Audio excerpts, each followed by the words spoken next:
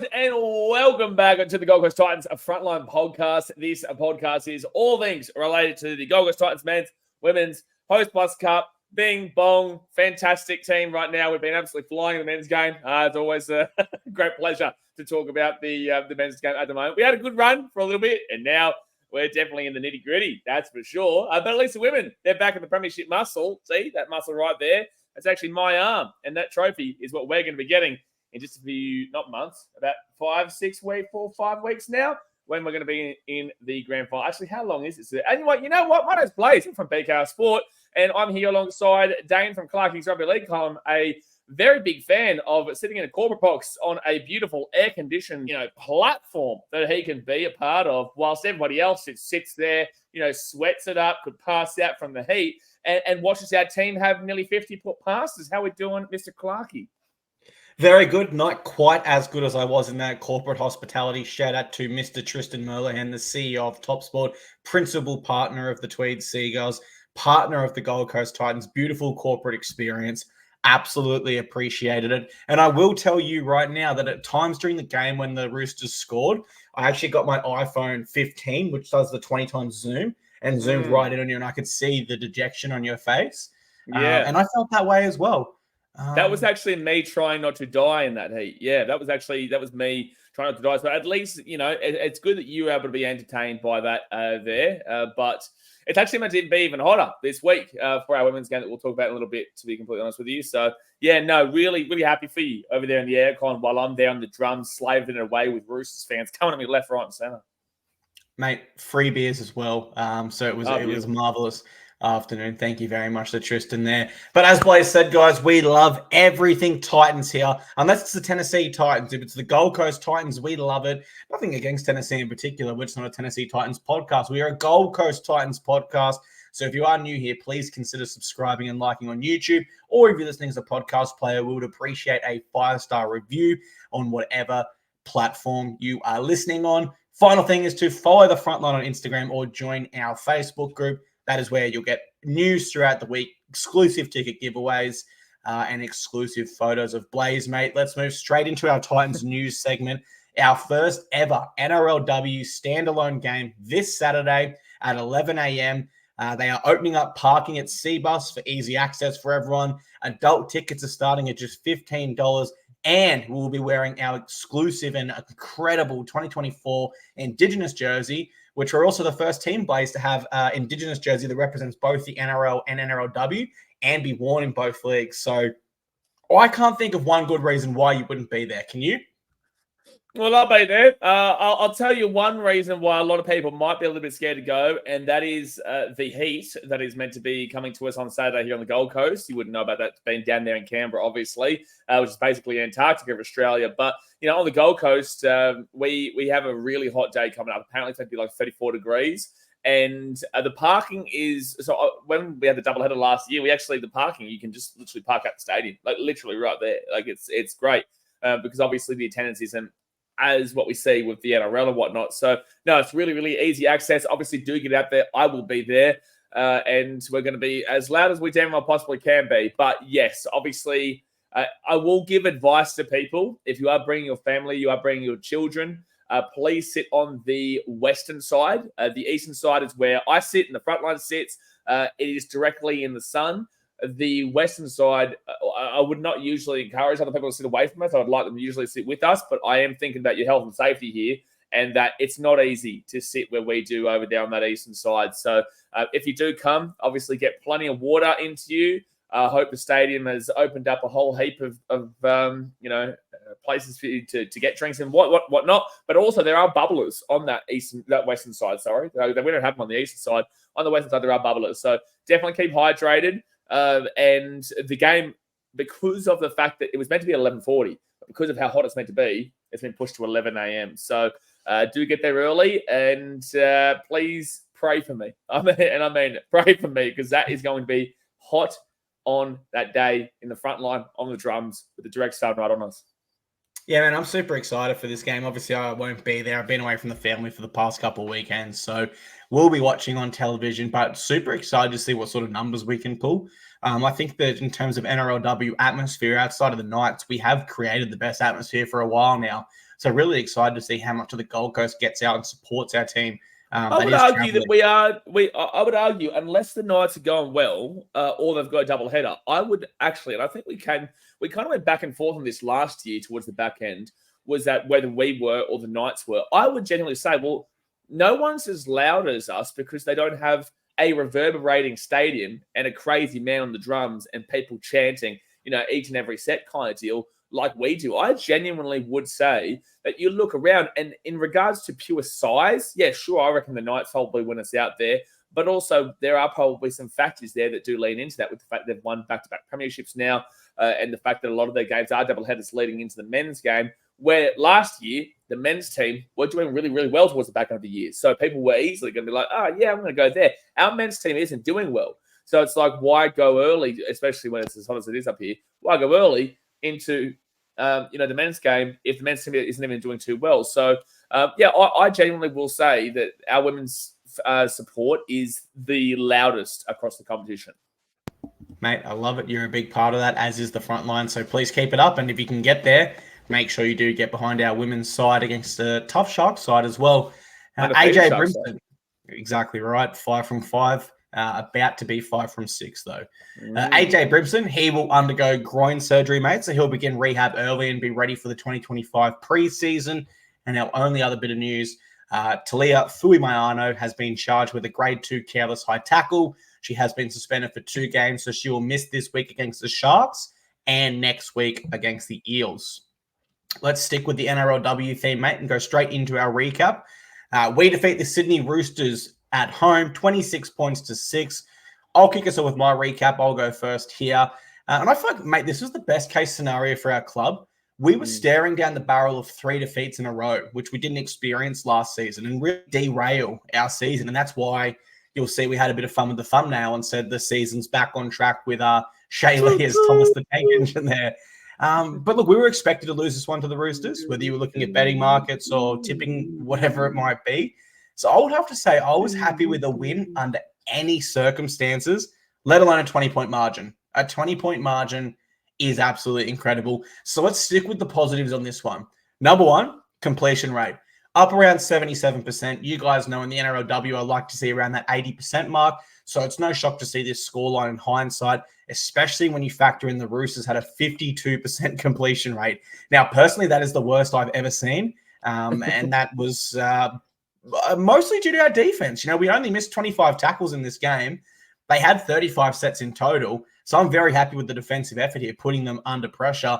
And I think as well, when you look at their forward pack, Olivia Koenig, who's an Australian and Blues representative, she was the only one of their forwards to get over that 100-meter mark. And they have some star forwards, most notably there in Millie Elliott, you'd have to say. Now, you compare that to our forwards. Shannon Marto had over 200, and over the 100-meter mark was Elliston, Shaylee Bent, and Georgia Hale. So the only real negative I could find, Blaze, looking back on this one, if I had to single something out, would be the 2 sin bins. I definitely agree with the call on Fuimayano. I actually think it could have been a send-off. It was pretty nasty contact, although completely accidental. But I think the Shaylee Bent one was a little bit silly. Like, it was just push and shove. She didn't come in and escalate anything that wasn't already happening. Everyone was already pushing and shoving anyway. So it's like, what, because she was stronger than the other girls, she gets penalized? Doesn't really make sense to me. My key takeaway, though, my final takeaway, mate, we played to our strengths. And that's why we won. If our forward pack wins the middle and we completed a high percentage, I still hold the belief we will beat every single team in this league. I really do believe that, mate. Those are our 2 keys to victory. When we nail it, we nail our opposition. It was great to see, mate. I loved watching this one from the corporate air conditioning. What about yourself in the hot Gold Coast sun, mate? How did you see this one?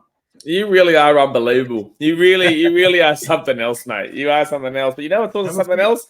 The fact that we absolutely flogged the team that were the premiership favourite and also the heavy favourites going into this game. Obviously, we lost to the Cowboys, which was disappointing up there in North Queensland, and the Broncos, where we got thumped, which was even more disappointing, realistically. Well, they're very disappointing on the same level for 2 different reasons. Broncos because of the margin, but the Cowboys because, although the Cowboys are better, I still expect this team to be a premiership contending team. And honestly, I had them as premiership favourites going into the year, And this game proved it. This game showed that we do have what it takes to be amongst the big dogs. But, and I do feel like they needed this game. I spoke to a couple of girls afterwards, and they did need to win this game, especially due to the mentality loss that we've lost over the last couple of weeks. And I was talking to Shales, and I said, are you getting into a no-limit boxing card? Are we putting you on the next card? Because obviously, the push and shove. And look, I think in regards to what you said, because she's on the other side of the field, right? She's right. Is she right or left-hand side?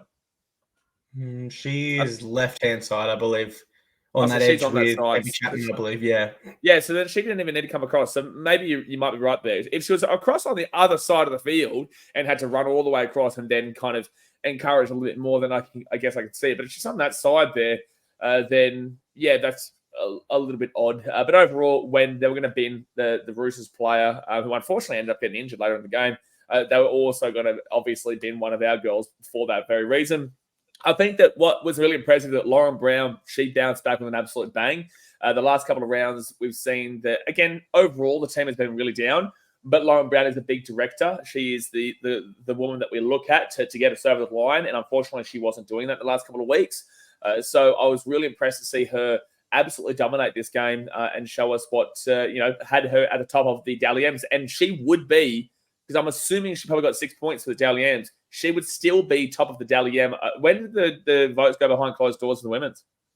After round 4, where she still led, wouldn't have got points last round against the Cowboys, but would have got 6 again here, which puts her on 18. But after round 4? Yes, after round 4. Okay, so this is round 5 with the Roosters, though. Yeah, no, sorry, I'll let you speak in a second. But the Roosters is round 5, so after the Cowboys. So we would know all the votes. It's just this round that we wouldn't have votes for. Yes, and she would have got 6 points. And I think when it went behind closed doors, she was up by 5. So very, very likely she leads the Dally M still. Yeah, 100%. Well, it would be literally impossible. If she got 6, then it'd be literally impossible. But, look, and who was the closest? Sorry, I was interrupting you to make that point. Who's the closest?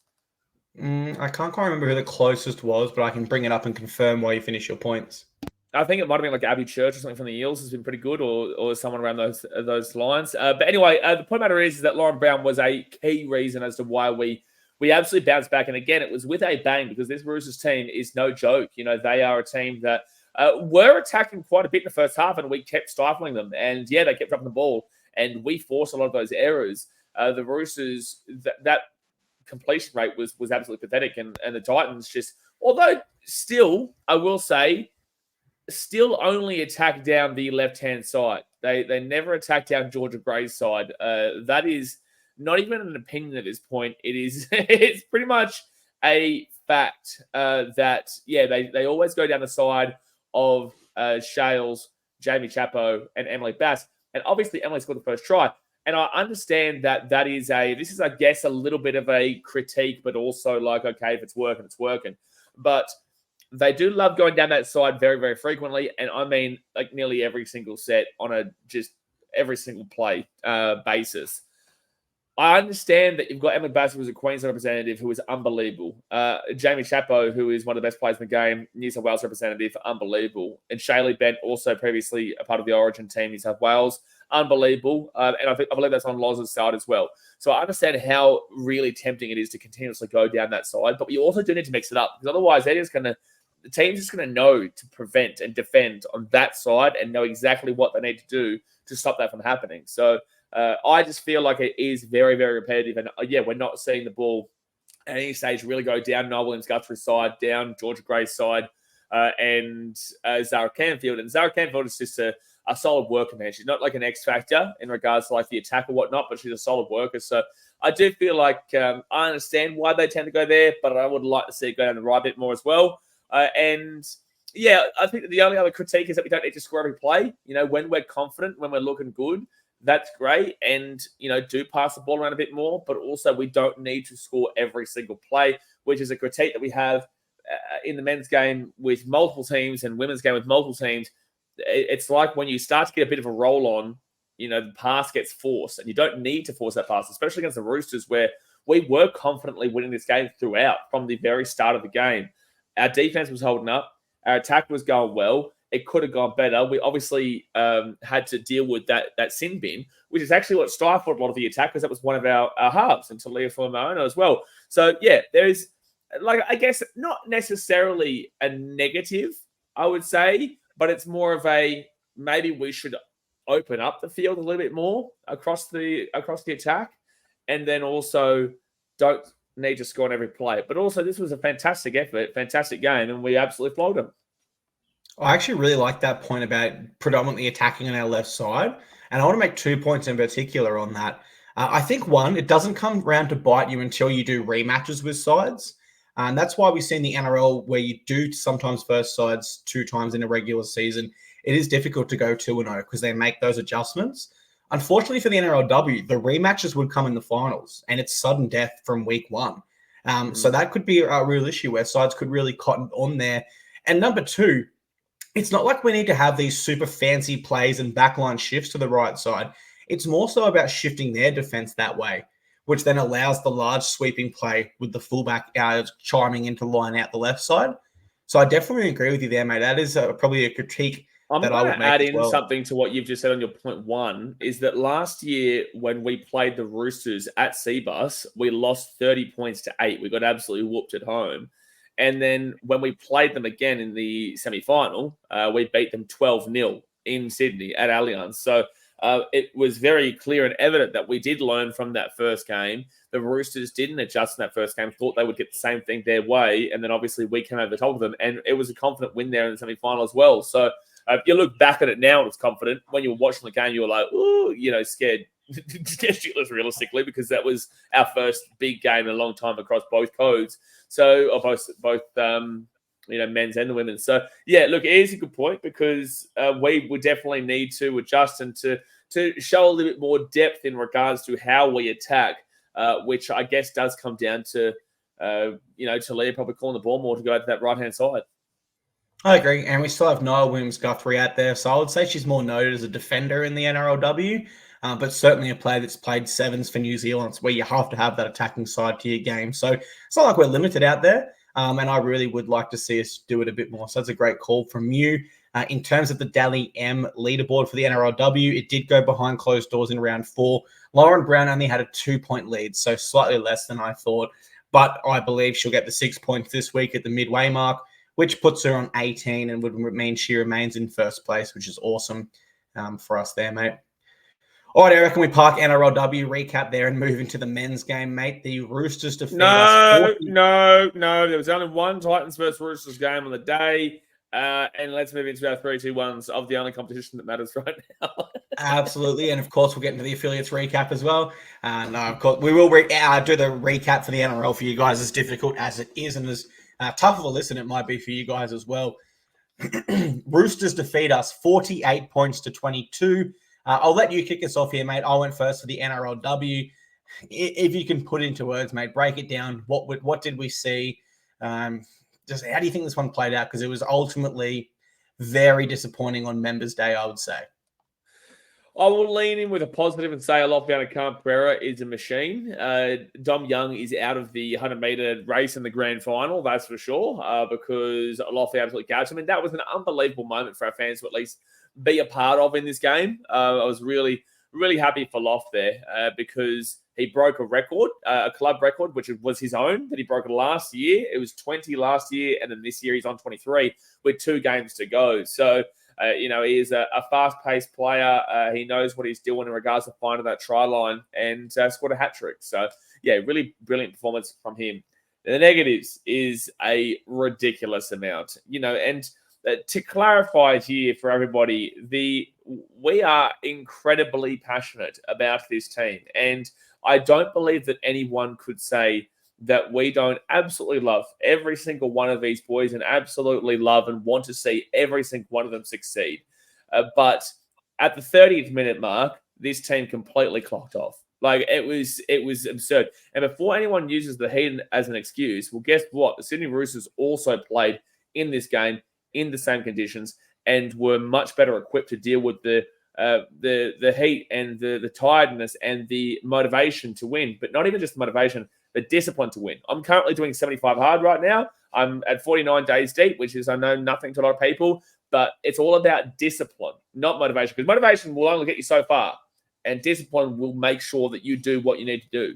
And I translate that into what we saw on the weekend, and we lacked so much discipline in regards to the effort that we needed to put in to compete with this big-time team that we had done for 30 minutes. Again, we were tied at 10-10 after 30 minutes.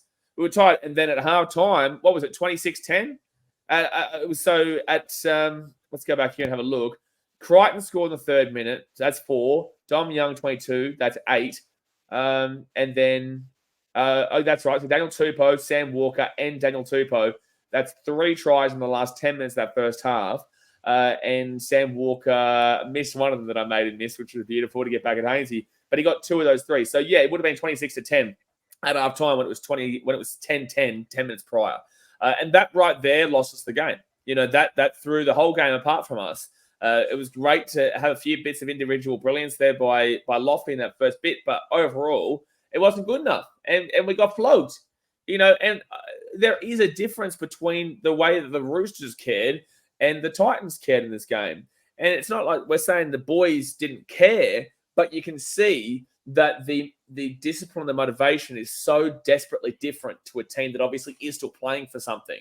But it's like this was our members round. This was our last home game of the season. This was a game that, although the women's game was more important for the club to win on the day, the men's game was so important to win for the fans and for the members in that heat they still got out for after a pretty rocky and disappointing season. And I'd say we'll get back to this on a later podcast when we review the season, but there's a lot of disappointing parts, a lot of positives as well, but a lot of disappointing parts.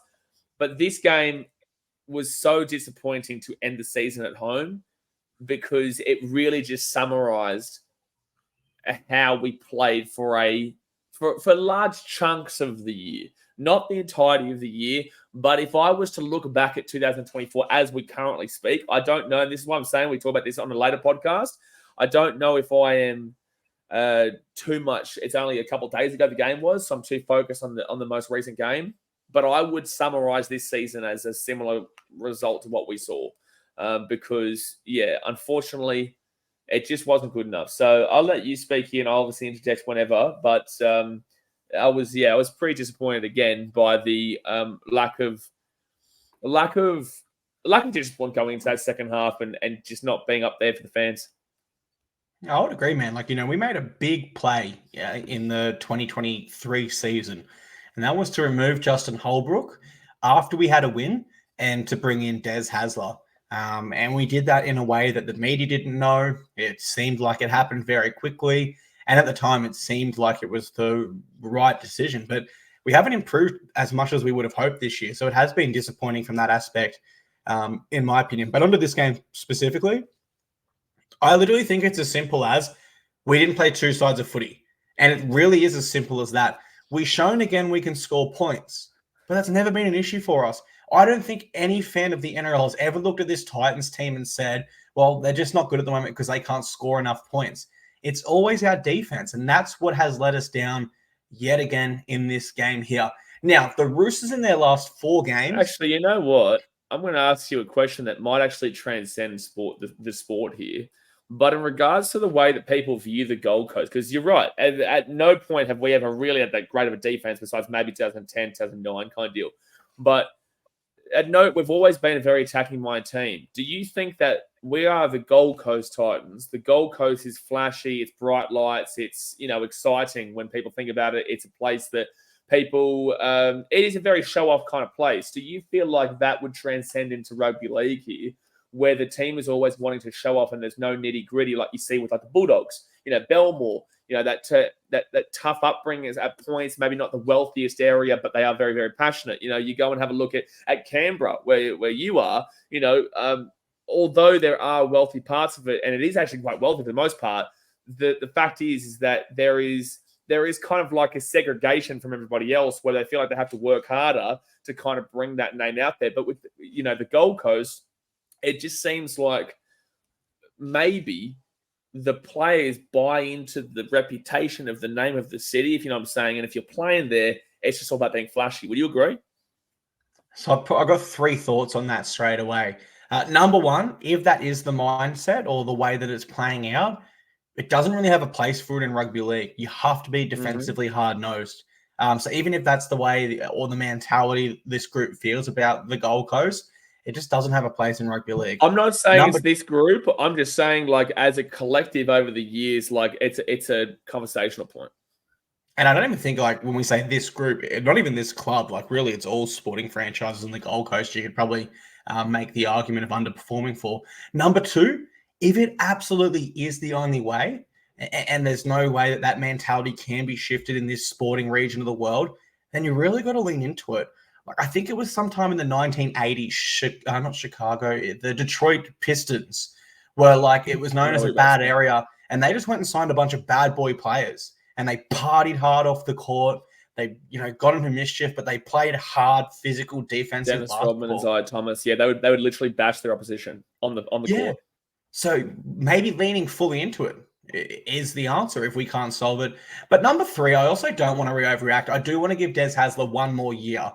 Because, if you were to judge Cameron Ciraldo at the Bulldogs right now, who are the best defensive unit in the NRL, if we were to judge him off last year before he made all the signings and changes to their roster, it would have been a D. It would have been a fail mark, right? Oh, you're 100%. 100%. Like, it's not Des. I don't blame.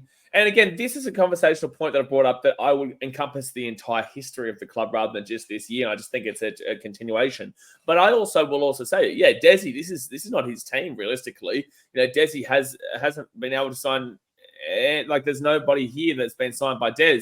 Who is one that's been signed by Des? Harley Smith-Shields, but he was a depth signing and also has been injured for the most part of the year. Kieran Foran was signed before. Henry was here before, obviously, Desi. And Keenan Palacia, who came in this year, was actually a Justin Holbrook signing. So, Des is implementing what he can right now. And again, we'll deep dive well into this and once this season is over in a couple of weeks. But, I wouldn't blame Des necessarily. We'd need to see, as you just said, another year at him. Because look at, and it goes on the opposite side of things as well with Webster. Andrew Webster of the Warriors, where last year was a huge year, then this year it's been a really disappointing year. Things fluctuate very, very quickly, but the conversation does obviously need to be had. And I think the difference there is Webster kind of inherited that squad that was traveling really well, whereas someone like Ciraldo went out and signed a bunch of players that no one really expected to be superstars, and they just performed. And I think when you look back at some of Des's players for the Bulldogs and Manly back in the day, yes, they had their superstars, but so do we between Kieran Foran's, Tino's, Dave's, etc. Kinney, Matt Hinton, that conversation now. It was the hard workers. He got the best out of those sort of players and really elevated their game. So I'm actually really excited. I don't really, no matter who Dave signs. Such a big loss for us this year, man. Tino has been such a big loss. A monster loss, mate. But, I'm not even talking signing Tinos of the world, man. If Des was to sign a player that's like a depth option in another club, like someone like a Tom Eisenhuth, I'd genuinely be excited because I know Des is going to get the best out of him. So that's why I think that we actually do have an opportunity to reframe that mindset if it does exist moving into next year and subsequent seasons.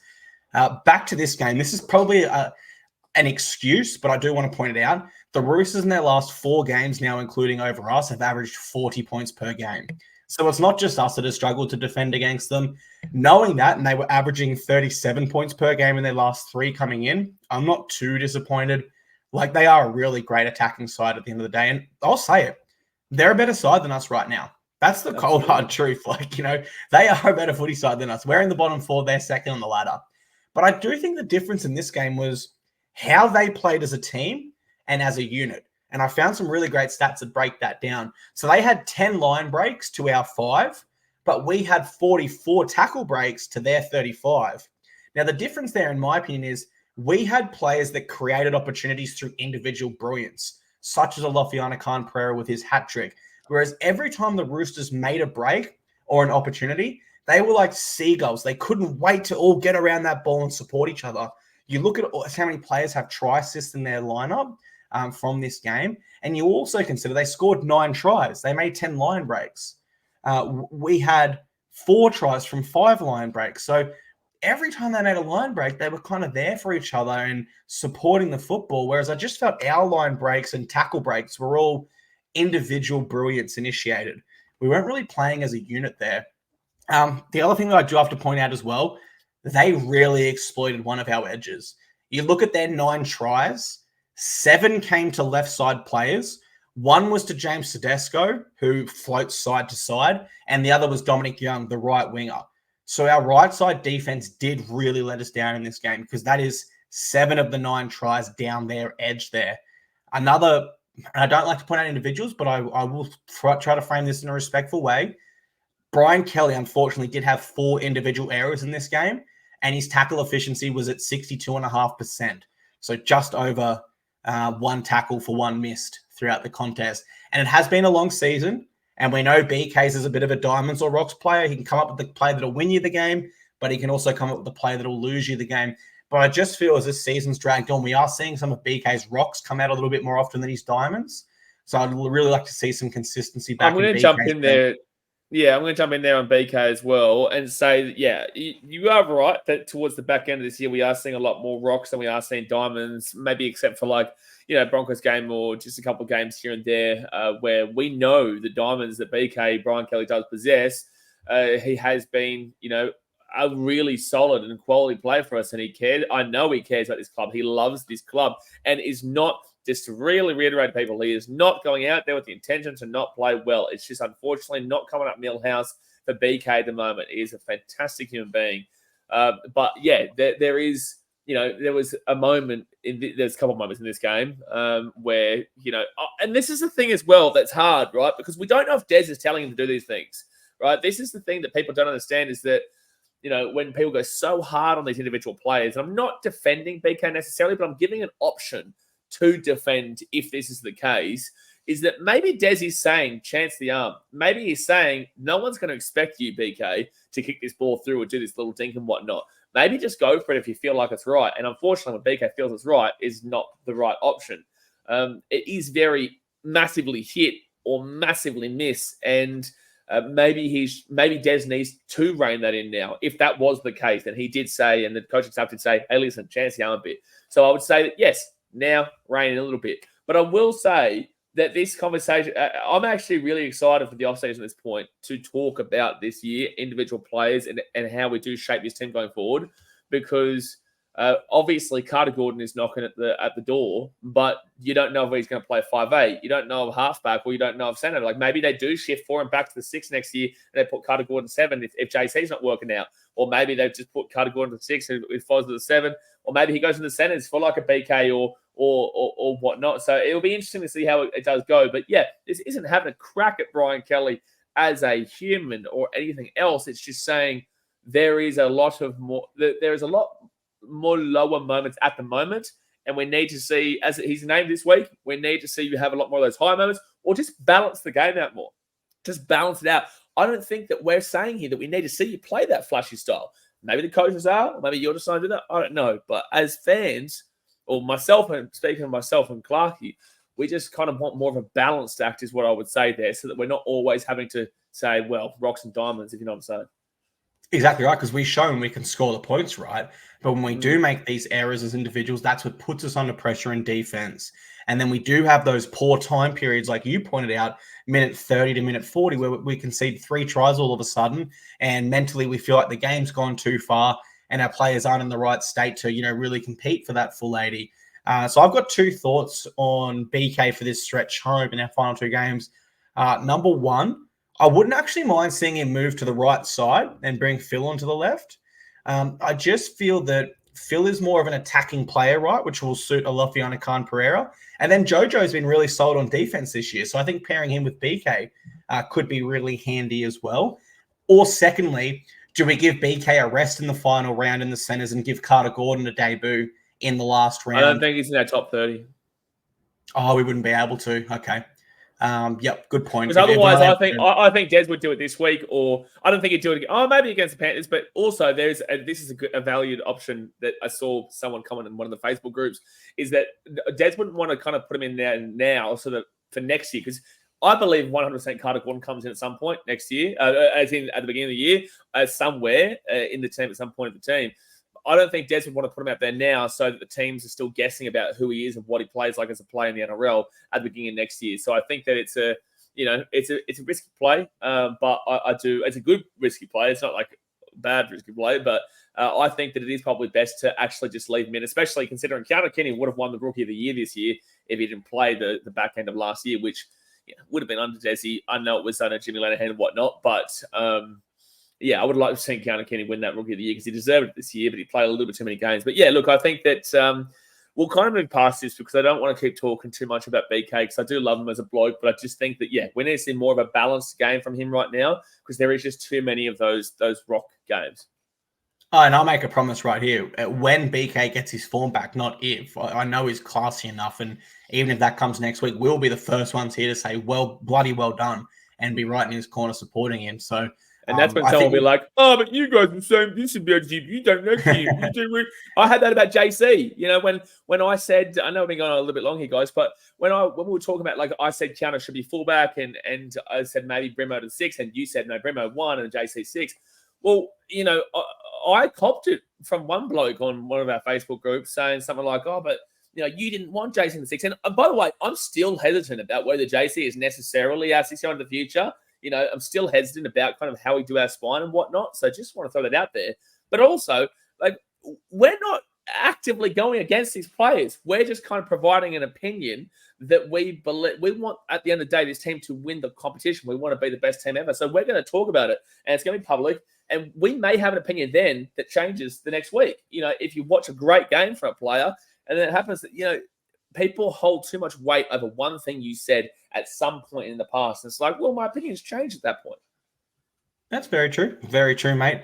We are a little bit over schedule where we'd usually be at this point. So I reckon we park our NRL recap there. I think my final thoughts, mate. Roosters are a great footy side.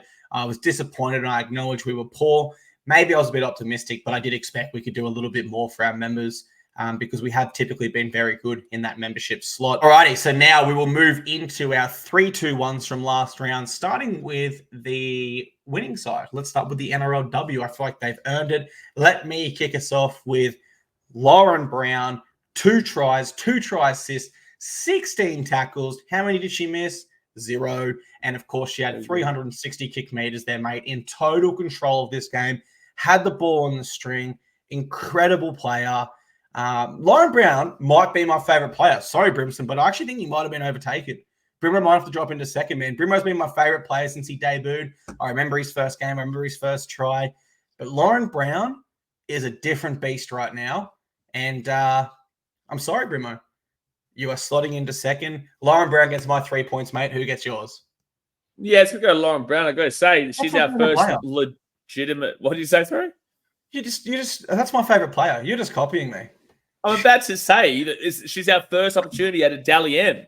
You know, in the women's and men's game. You know what? Get your own favorite player. Who said it's my favorite player? Like, I love Loz, but wait a second. Like, what happened here? I've just been, I'm doing is giving my 3 points, and I've just been abused. Gee, fair enough. Put my hands up. Oh, man. Sounds like Mark Merrill's over here having a crack at me. Mark, I know you're listening, mate. I know you're listening. We love you.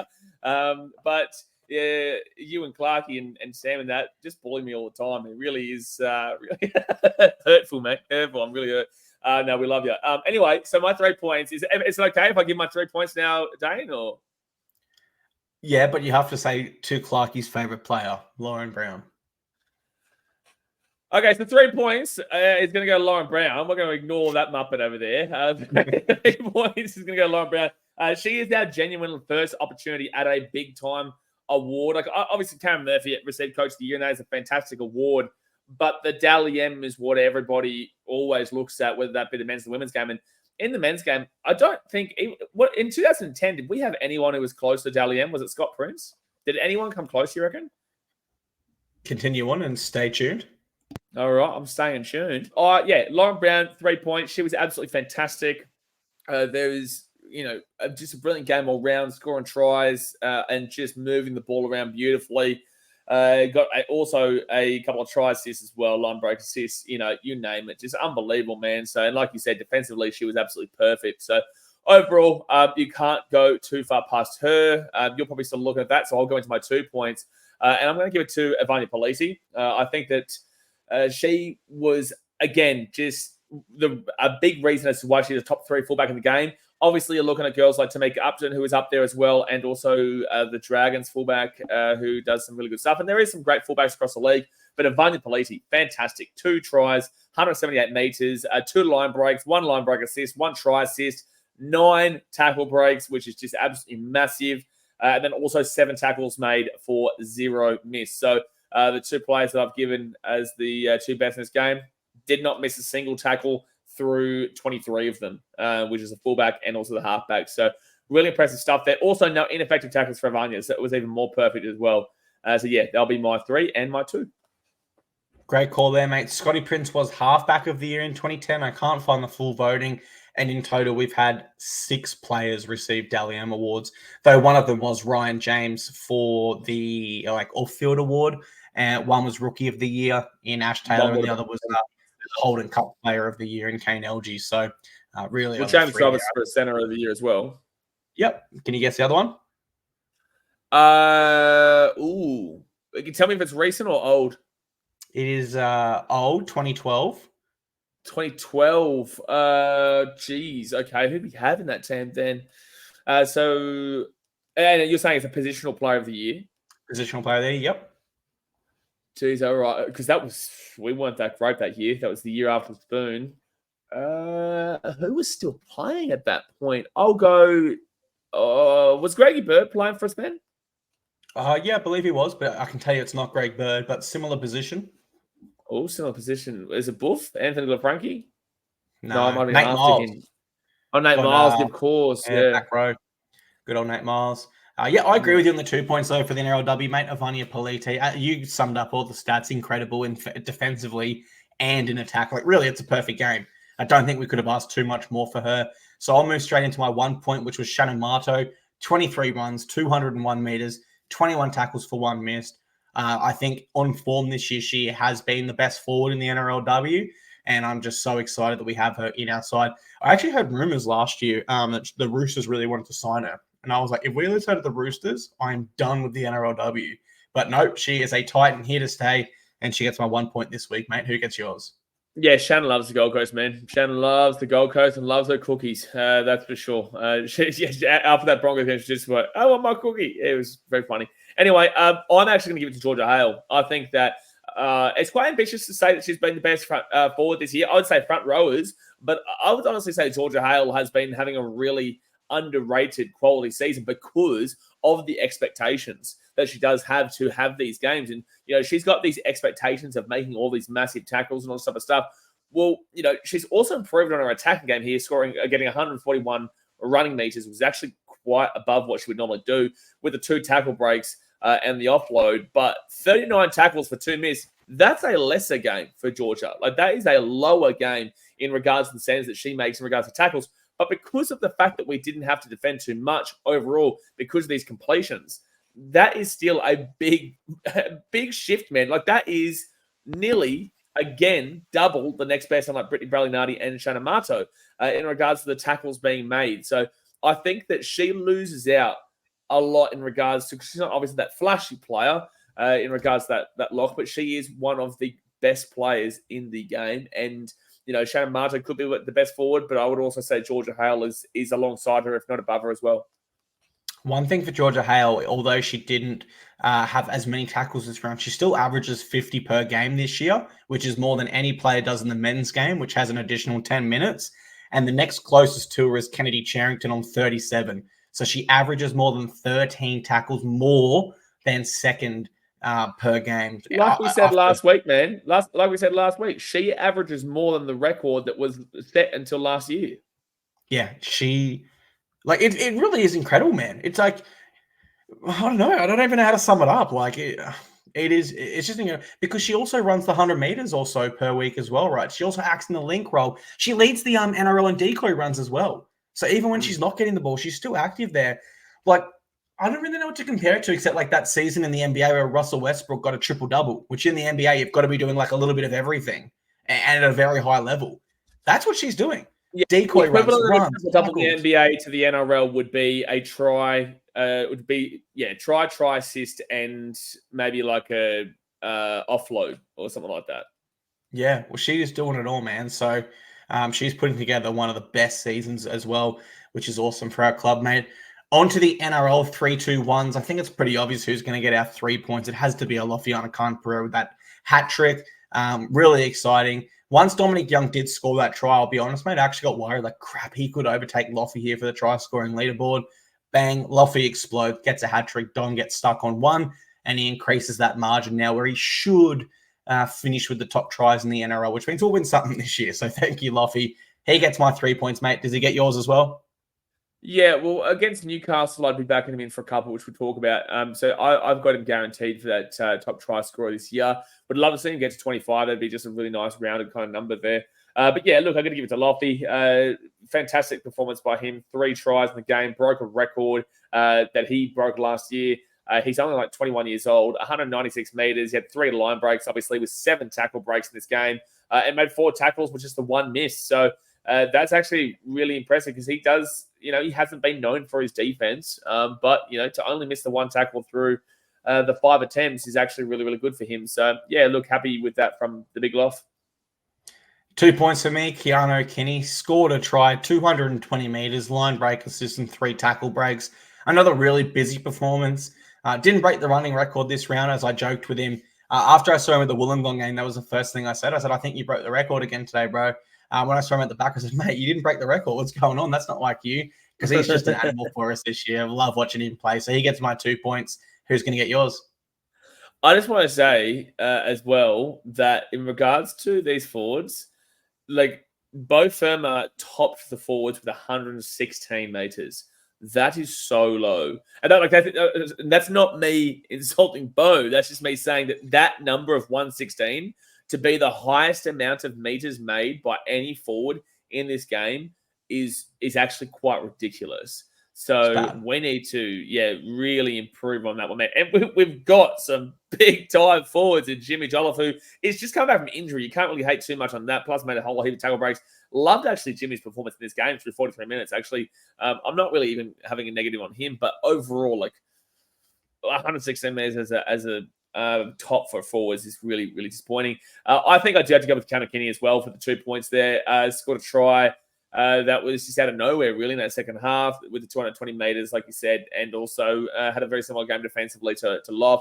Again, to remind people who say that he doesn't know how to defend, again, he's only missed the 1 tackle in this entire game, and everything else is more than likely him having the chasing for somebody else missing the tackle. So, I'll give my 2 points to Keanu. My 1 point's going to go to Jaden Campbell. Had a try assist, 100-plus meters, 6 tackle breaks, and then 11 tackles for just the 1 miss there. Also had a big tackle on someone. I can't remember who it was exactly. I'll be honest, I don't think JC played exceptionally well. He gets my 1 by nature of we didn't really have too many top performers, so JC fits the slot for next best. But I would really cut it off at Kinney and AKP as games that were top performers, let's say, this round, mate. Who is going to scrape in with your 1 point? Yeah, look, I can see that in regards to JC. I'll also shout out and say Sammy Verrills. I saw a little bit more attack out of him this week. We did see him actually starting to take a few more runs, 77 meters, which is more than we're seeing between the 10 and the 20 mark of what we have been seeing recently. So although it's still only about 77, it's still, an improvement on kind of what we've been seeing, I guess, recently. And obviously his defense was fantastic again. With 38 tackles. Did miss 6, but also when you're making a lot of tackles, you're going to miss a few. But my 1 point is going to go to Jimmy Jolliffe. My 1 point is going to go to Jimmy Jolliffe here. He started off this season with an absolute bang. I was talking to him about this actually on the weekend. But he started the season off with a bang. Obviously got injured. He was our best player for the first part of the year that people forget about. Then got injured for a long part of this year. Came back and it's been taken a little bit to get back into it these last couple of weeks.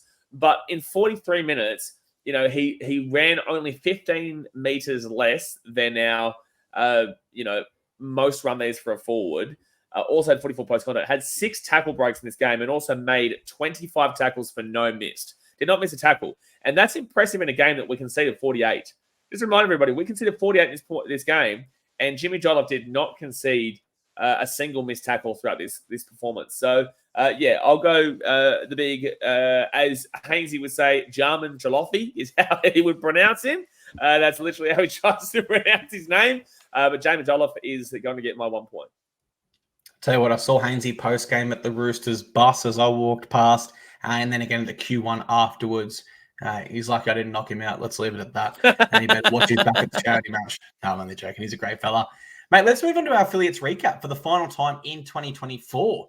And we'll get to why in a second for that. Let's kick it off with the Tweed Seagulls. They're defeated by the Central Queensland Capras, 36 points to 24. Carter Gordon, he had another try, 64 metres. He had 13 tackles, but he did miss 5, and he also had 1 error.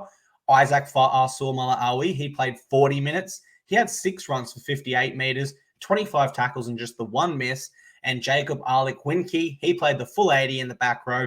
He had 12 runs for 88 metres. He made 31 tackles for 3 misses. 31 was the most points there. Most tackles made for Tweed. And the Ipswich Jets, they did defeat the South Logan Magpies, mate. How good is that? Back-to-back wins for our Jets over the Broncos Feeders Club, both their feeder clubs, rather, no doubt. So huge shout out to the Jets there, mate. How did our Titans go in that one?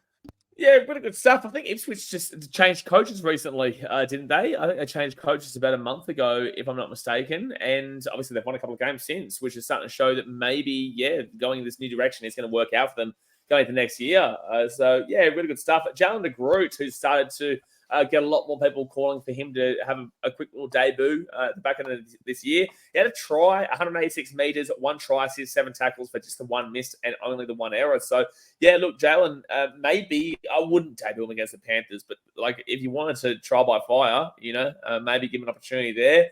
Kemba Marlowe, 174 metres, 2 tackle breaks, 2 tackles for just the 1 miss and 1 error. Ryan Foran, full 80, 1 try, 9 runs for 108 metres, 2 tackle breaks, 28 tackles, 3 missed and just 1 error. And Arama Howe, full 80, 8 runs for 87 metres, 24 tackles for 1 missed, which is impressive because what we've been calling for all year with Arama is to fix his defense in regards to missed tackles, where he'll go for like 15 to 25 tackles made, but miss like 5 to 10, like a chunk of missed tackles, but maybe not 10, but like 5 to 8 kind of range. So 1 missed tackle through 24 is actually really, really good there from Arama Howe. So really impressed by that. Absolutely, mate. The score for that game was 24 points to 16. My apologies. I don't know who prepares the notes for this show, but they should have had that there. That's unacceptable. Ladder finishes. Muppet, that's for sure. Massive Muppet. Ladder finishes for our affiliate clubs. Tweed finish in 13th. Jets finish in 14th. And, of course, the HostPlus Cup does move to week 1 of the finals now. I'm going to say something. This is completely irrelevant to the conversational point right now. But look at the photo behind you and tell me what's wrong with that photo behind you at Cbus. This is everyone on YouTube. If you're on YouTube, you know what I'm talking about. If you're on Spotify and Apple, I apologize, guys. I'll explain in a second. But there is something. The Sizzler advertisement? The Sizzler.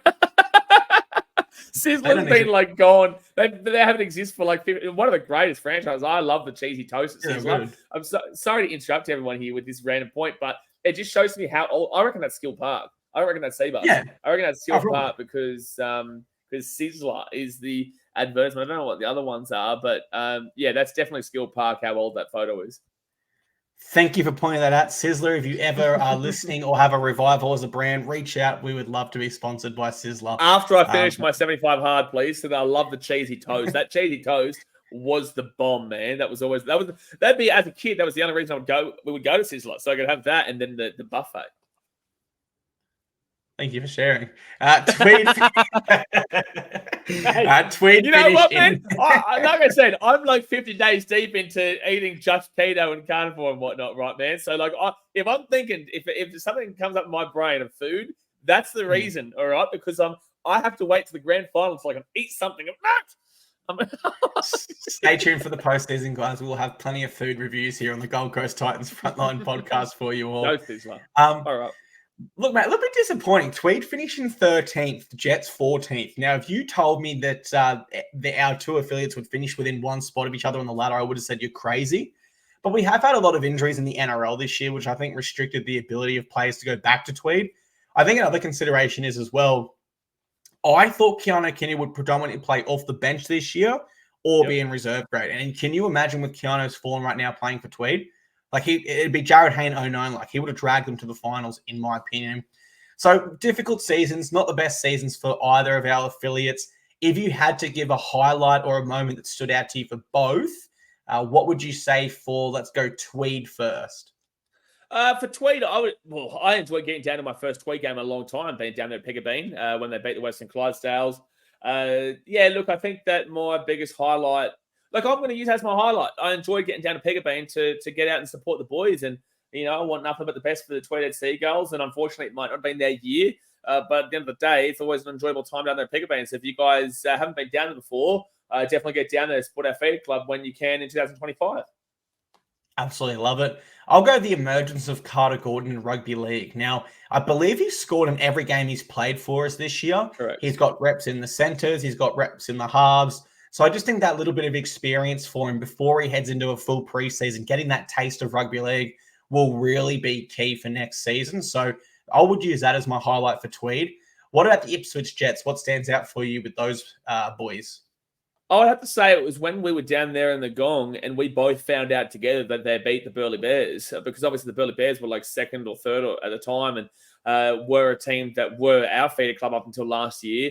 And it was just out of the blue that the Ipswich Jets just out of nowhere just decided to go and win and beat them. I would say that beating the Burleigh Bears, our ex-feeder club, with our new feeder club, because the Jets came in because of that, was pretty fulfilling.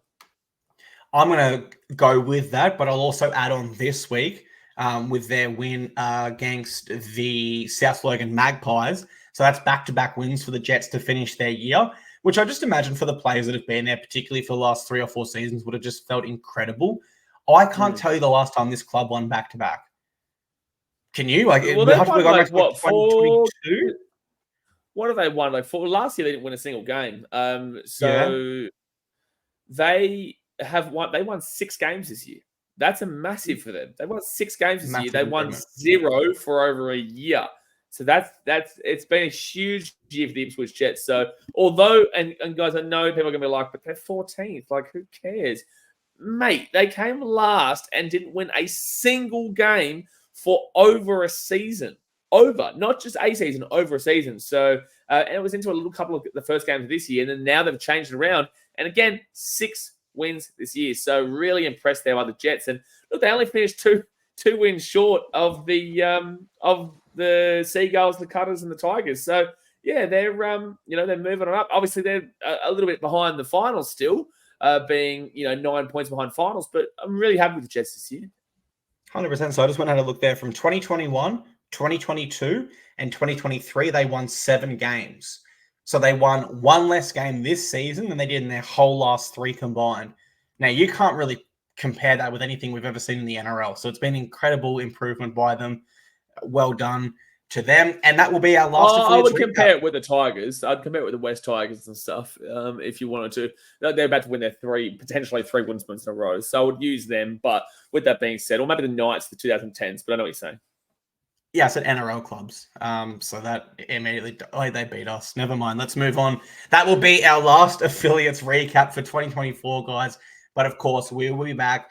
We'll be previewing all of our players in the preseason. We'll be previewing our affiliates club, telling you which players we think are likely to feature, who to keep an eye on, all the development players you want to be checking out in Queensland Cup.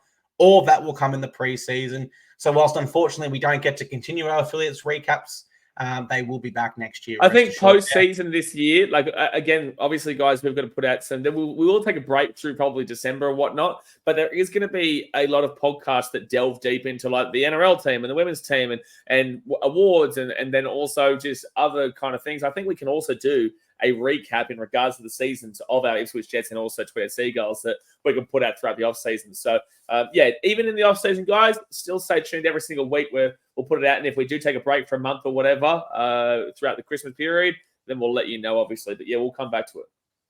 We will keep you informed.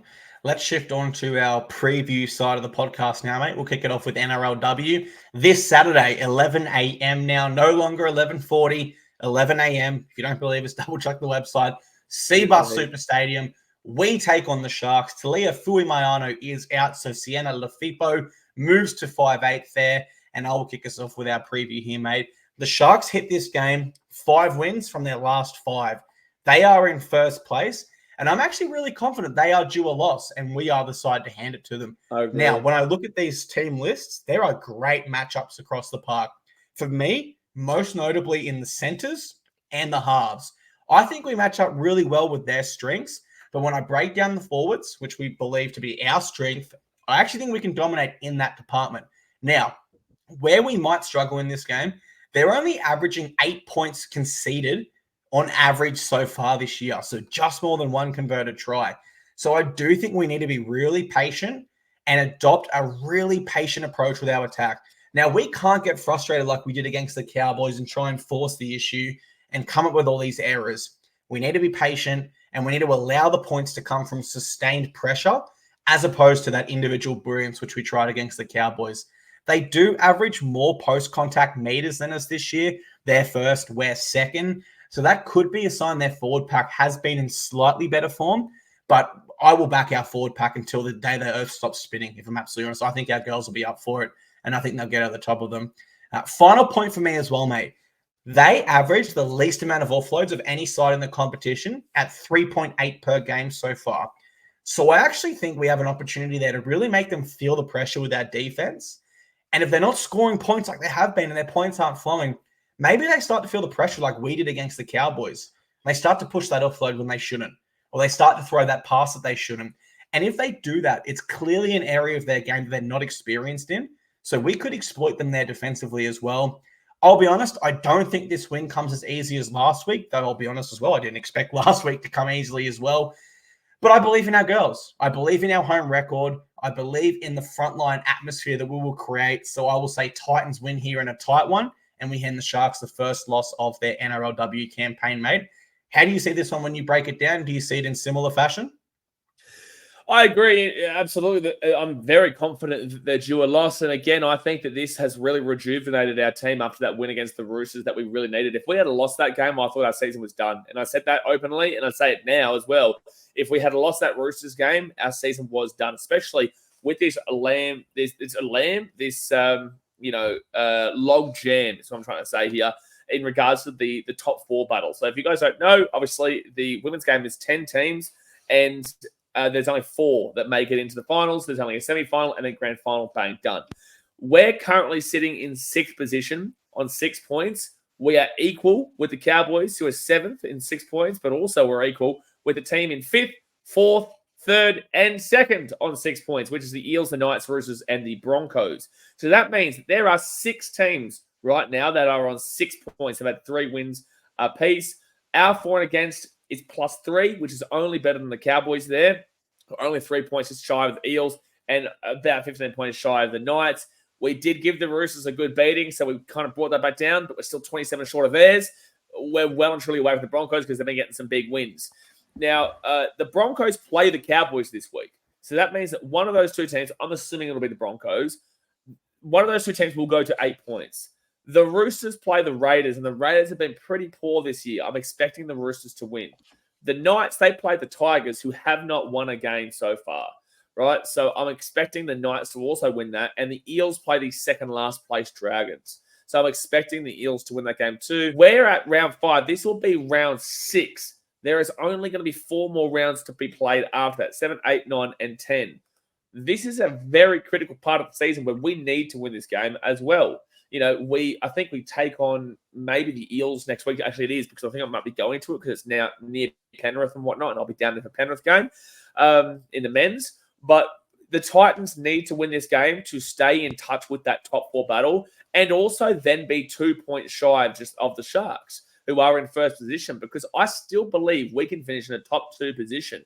And we need to prove right now that we do have the better team here. And I believe we do. I believe Politi is better than Cassie Staples. I believe that Georgia Gray and Emily Bass over Georgia Ravix and Nakia Davis-Walsh. I think our centers of Noah Williams-Guthrie and Jamie Chapman, I think, Tiana Penatani and Nessa Biddle are fantastic, but I absolutely give it to our 2 representatives there in Chapo and Williams-Guthrie.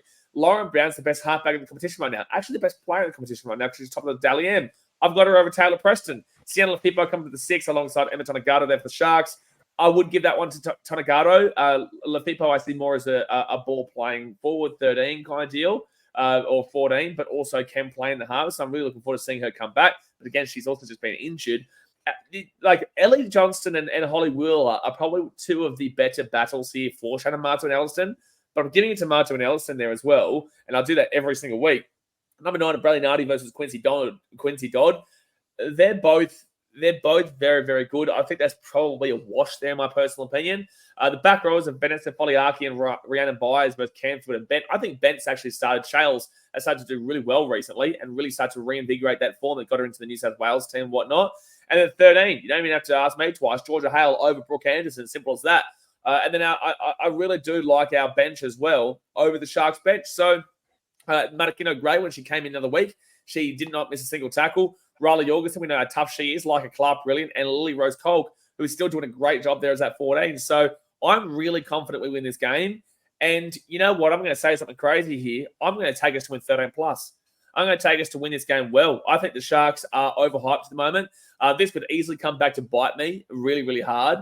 But look at the teams that they've played so far. You know, they're very similar in a way to what we've played, except for the fact that we've got that convincing win over the Roosters. They played the Cowboys, they beat them 14-0. I know we lost to them, but it's the first game of the season, and it is still a bit of a whatever. That's what was so disappointing with the Titans. So we shouldn't be losing the Cowboys. They beat the Eels, who, although are in a similar position this year to where we are, they came last year. And for me, I think they're a little bit overhyped as well. The Raiders have been awful this year. The Knights aren't the same Newcastle team as we know. And they beat the Dragons with second last by 28 points to 4. So we're actually their really significant big test here, in my personal opinion. And we're actually $1.69 favourites. We're heavy favourites in this game over the Sharks. And we're the team that has not won 5 in a row. So I'm confident here to back in our girls and say we win this game 13+ at home. I actually didn't think we'd be favourites. I thought it'd be like we'd be marginal underdogs. If not, it'd be like very similar. Favorites. Yeah, we're solid favourites. That's awesome. I guess it shows the bookies, and they're the ones that, you know, are risking the money, I suppose, or risking paying out money.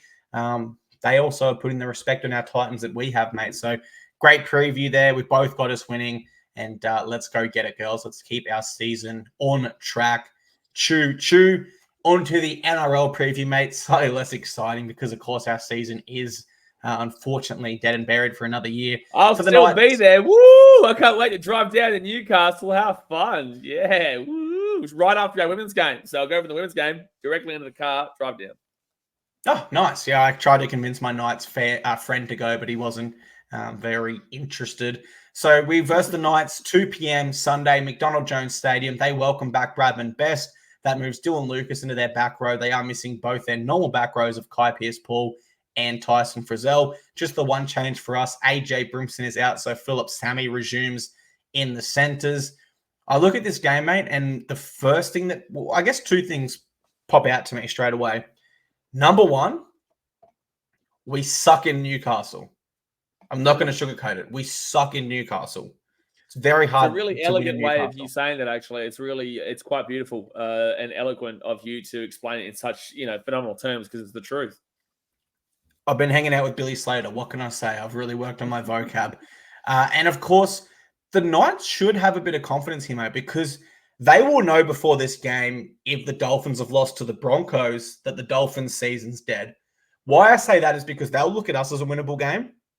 And in the final round, they've got the Dolphins on our Old Boys Day, which they're always up for. So they'll be looking ahead, I believe, to that Broncos and Dolphins encounter. If the Dolphins lose, I actually think that gives them a little bit of pep in their step and probably does fire them up a little bit more for this one. So we could also be hindered by that. Where I actually think we're a huge chance in this one, mate, it's a daytime track and we do score points.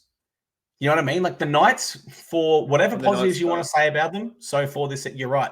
They score the least amount of points as any club in this competition. Literally, they score the least. I'm not exaggerating that at all. But for us, we can score points. And I think if we were going to meet the Knights on like a wet Friday night game in Newcastle, I'd probably tip them any time. But because it's that daytime conditions and it actually brings our attack into it, I reckon we're a chance, man. I really do think we're a chance to finish our season on a high point here.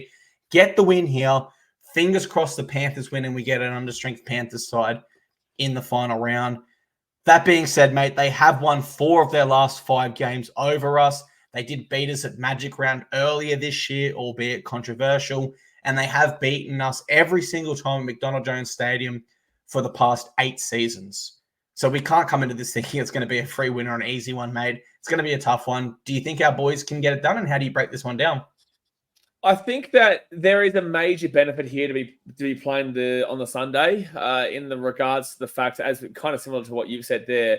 But also, I think that it's a major benefit because right now we're just trying to avoid the bottom four. We're not trying to avoid the spoon. We're not trying to make the 8. We're just trying to finish as high as we can. But also, realistically, we're just looking to finish above the bottom 4. We're more than likely, guys, going to finish this season in 13th. And if we're not 13th, we're not probably going to be higher. We're probably going to be in that bottom 4. Actually, no, we won't be higher because we would need to win both of our last games in the race to lose.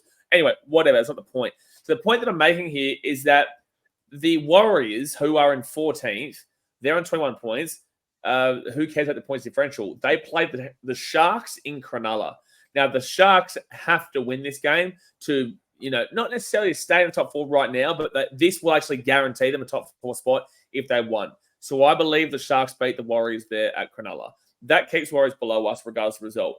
The Rabbitohs also, earlier on in the weekend, I think on Friday, they played the South Sydney Rabbitohs. The Rabbitohs played the Penrith Panthers, right? So the Panthers, they definitely need to win because they're only 12 points differential above the Dogs right now, and they're 2 points above the Dogs in general. So that means the Dogs beat Manly by more than 12 or by 6, and Panthers lost by 6. The Panthers go below them. So the Panthers have to win that game too. So I feel like by the time it gets to our game, we won't need to worry about dropping off another spot just this time being. Obviously, next week, the Warriors get the bye next week. So, we could drop below them. But if we get one more win, we avoid that bottom 4 in my personal opinion, especially over the Warriors.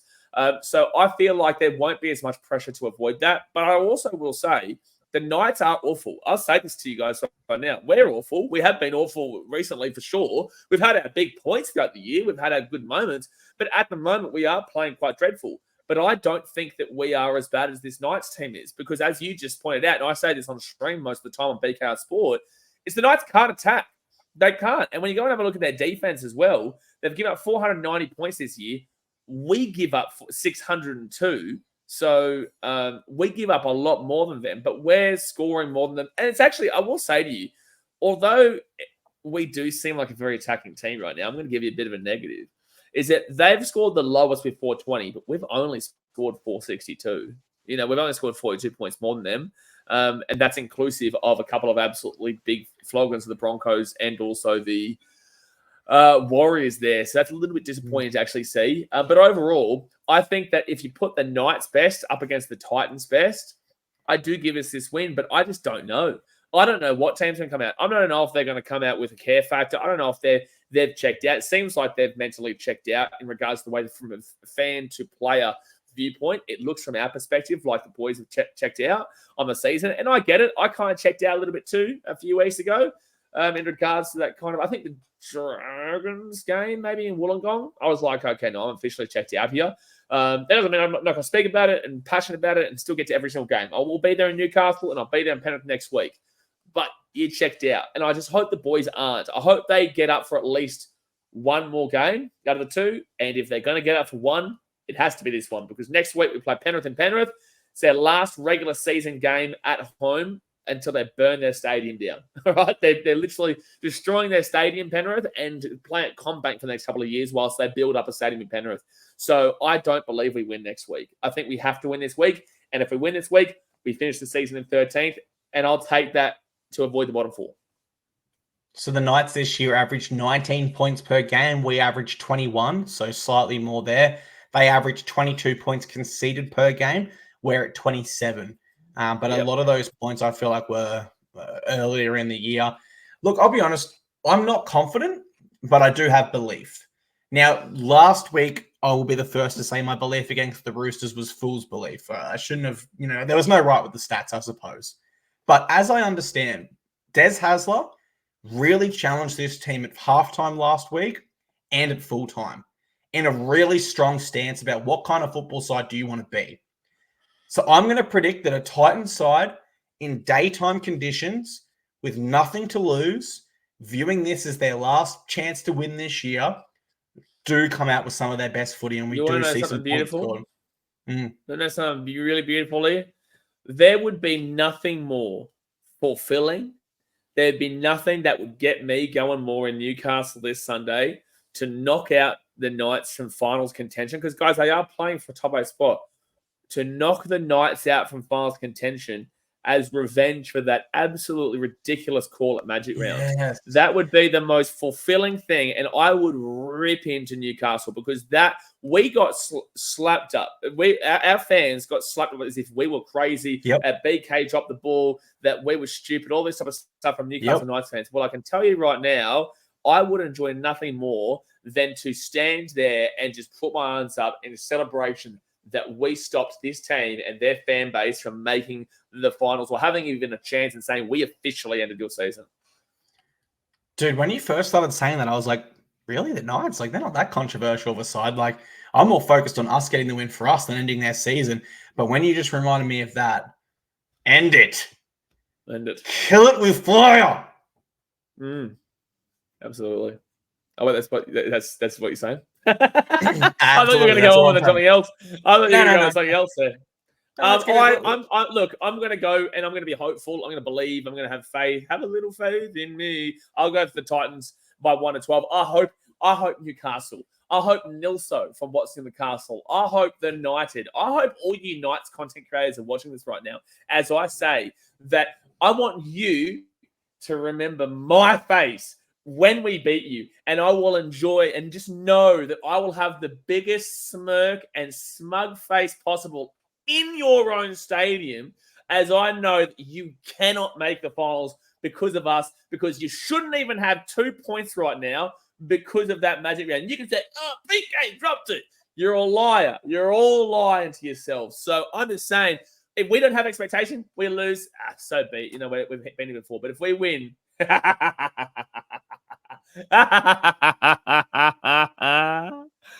Woo! Oh, 2 points. Lincoln from the United. Put your money where your mouth is, mate. And when you lose, you'll have to sell that crappy bar you've got of the Knights, which I wouldn't be seen dead in. Oh, no. With all that spare toilet paper there for jerseys. Number 2, hey, Nilso, keep the tackles down, buddy. Let's keep it clean. I know what you like. I know you got form with those high shots. Disgusting. I will call it out in the commentary team again this year in the charity match. Good. I'm predicting the Titans win, mate. I think we'll get the job done, probably between that 1-10 margin.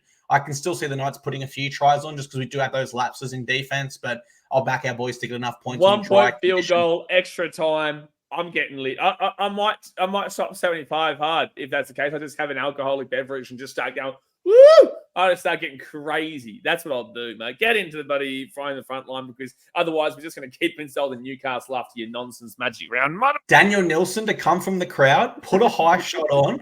Therefore, we're allowed to activate our 18th man, and Tanner Boyd kicks the field goal again, just like he did against the Warriors that time. Our first phone the front line comes from Olivia Reed this week. Goes through about a minute. Let's get it on. Get it on, Olivia. Let's not get it on yet because I've got to refresh. G'day, Blaze and Clarkey. It's Olivia here. G'day. I am an avid Broncos supporter, but I really enjoy the podcast. It is a great listening on my commutes to work. Anyway, I have a question in regards to the injuries that we're seeing this season. I have definitely noticed a lot more injuries. I don't know whether you have, but I have. And I've noticed that a lot of them are becoming longer periods of time, like recovery time for the injuries. So I guess I'm just wondering what Desi and your team might be doing within the preseason to prepare the players to, jump into spots and jump into different roles when players are coming down with longer period injuries, and maybe what your preseason looks like.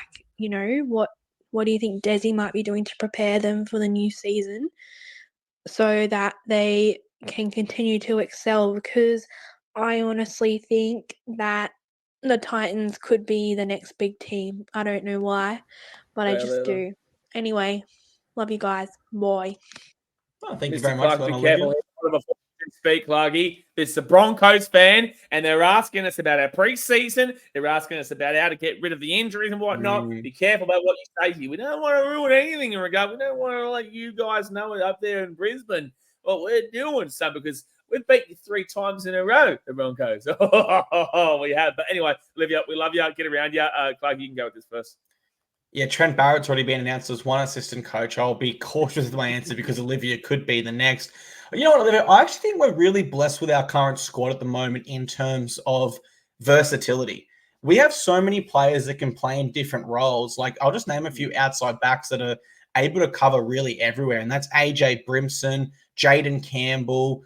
You could probably throw Keanu Kinney comfortably on a wing or centres. And then I also think we're lucky that our wingers and centres can also shift between the centres and wings quite seamlessly, such as like a Jojo Fafita or a Philip Sammy. Then when we go to halves depth, we've also got that now. You know, Carter Gordon, Tanner Boyd, Tommy Weaver. No surprise to hear rumours that other clubs are looking at Tanner Boyd and Tommy Weaver, because I think they recognise we've got that great depth as well, right? And then another consideration, and this is something that people might be forgetting at this stage, but they won't when the season starts. Our forward pack will be bolstered by Tino Fa'asuamaleaui next year. That's huge. Like, we've played a whole year basically without our captain. So even if people were going to say, yeah, exactly. And even if people are going to say, oh, the Titans are a little thin on forwards, we are unfortunately looking set to lose Aaron Clark. We could sign another forward. We don't know yet. But even as it currently stands, I believe we've got enough depth in our forward pack as well. So I think this was a particularly unlucky year with injuries, where some Titans fans and wider fans will look at the Titans and go, yeah, they just got hammered by injuries. I think it was a bit of an outlier. And I think it was also, we're not quite where we need to be as a side yet. But next year, I expect us to improve on the Des. I think we've got the depth and the versatility to cover. So I'm actually really confident, man. I'm really, really confident. But great question from Olivia. How do you break it down? We must improve next year. It's as simple as that. We can't go on 6 to start the season. Otherwise, our season's done there, and I'm moving to Tajikistan. Look, I think that overall, we have been pieced apart by injuries this year, but in certain periods, like for the most part, I would say, like, we have had injuries to Tino. We've had injuries to Foza. He's actually been good for the most part of the year, though, to be fair.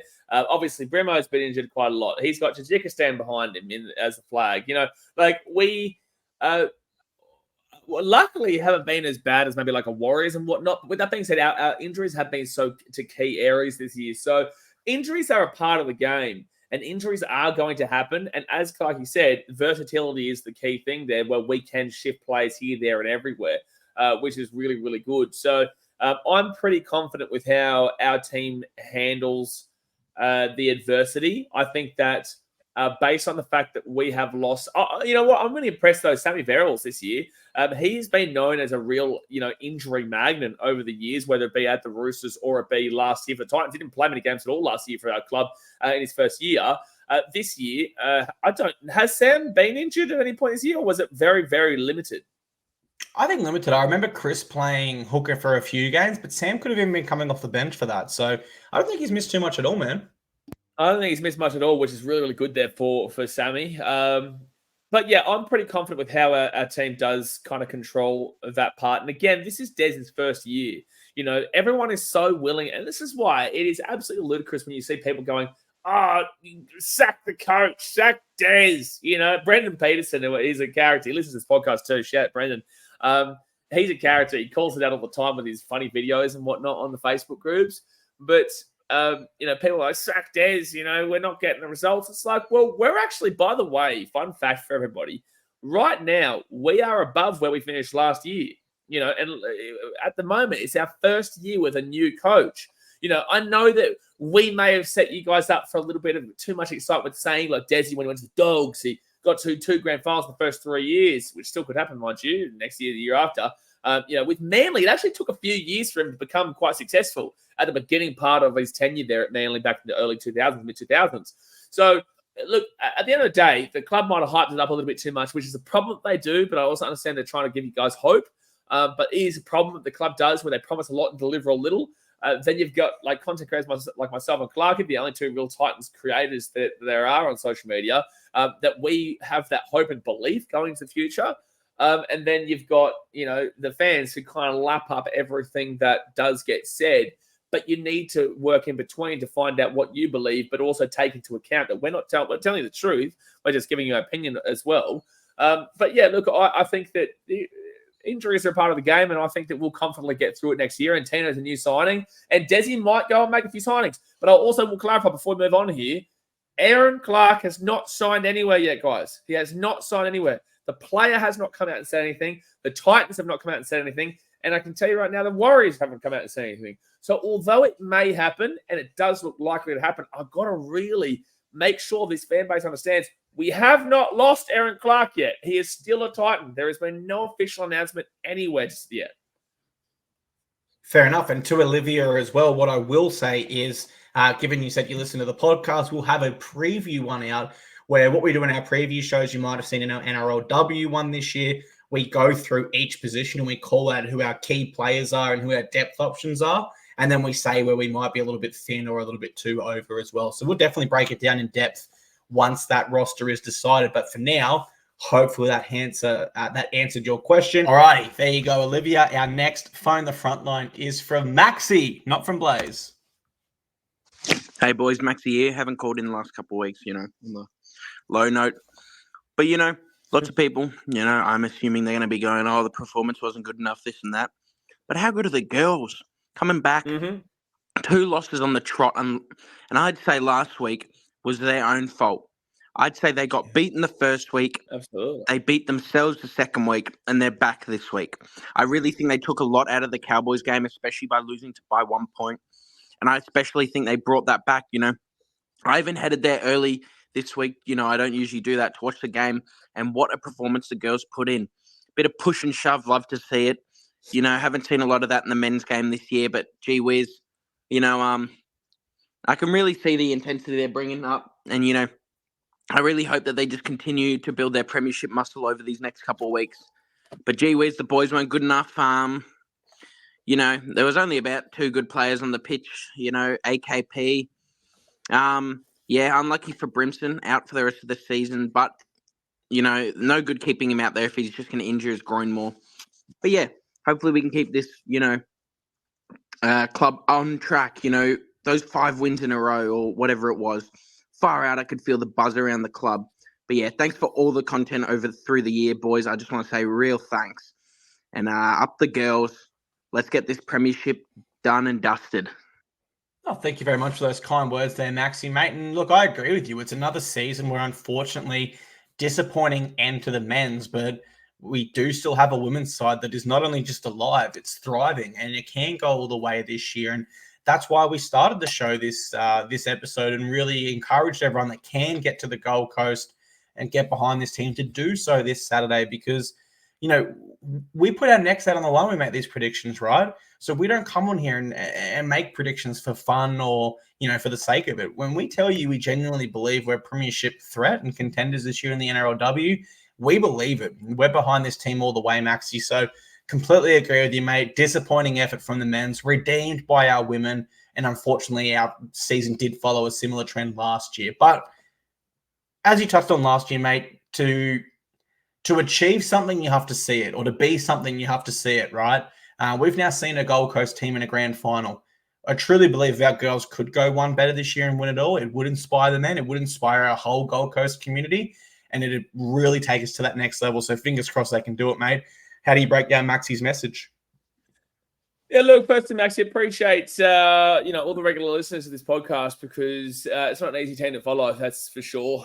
There is a lot that the club needs to work on in all different fashions and all different departments, so that's for sure. I will say it's really good to see fans like yourself and everybody else listening who doesn't necessarily send in voice messages and whatnot, but that goes for everybody. We appreciate you, because it is not easy to come and sit down each week and have to listen to how much the team has sucked, or whatnot. So it is good that we're seeing someone pick out the positive of the women's team, which is a real big positive, because last year they helped us. They actually mentally helped us through the back end of that NRL season, because our team, guess what? They weren't that good at the back end of last year. So the women's team does really give you a good helping hand. And also it's just quality in its own right as well. But obviously I do have to say that the men's game has been around for years and 117, 18 odd years, right? So obviously people are more invested in that right now. I can tell you, get more invested in the women's game, because it will give you that happiness. And we genuinely have a chance to win the competition.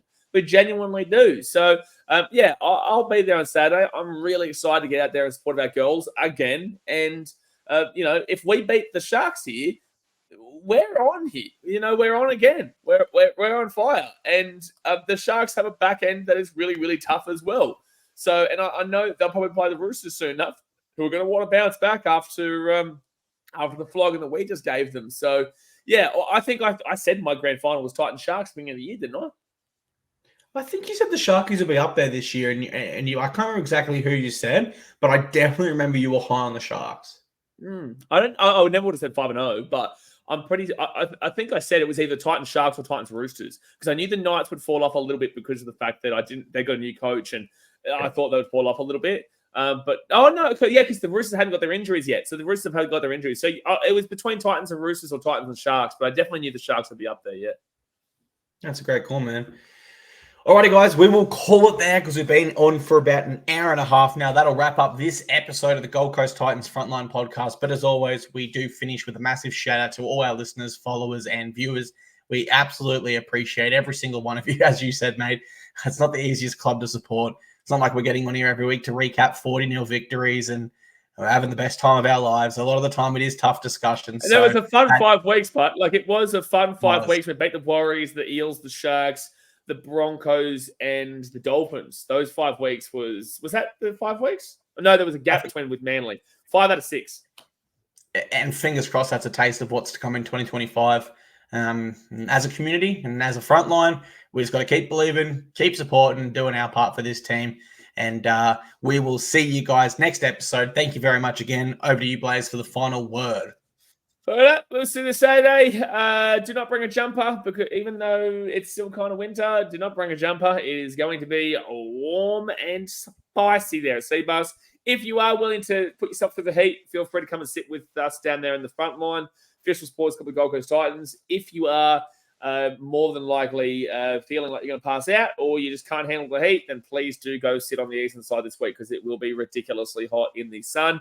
But I will be there. I will be there in the hot sun, basking away, getting more of a tan going, even though I've got a massive tan going after the weekend is gone. And let's get going, baby. I can see that Clarkey's got something set up here. He's trying to press play on some YouTube thing. What's going on? It's a bit of a zing sound effect. We might have to create that sound effect on our own. Let's do it in 3. I'll do a zing. Don't you worry. 2. No, I'm countdown. Down. Zing. Zing. Zing.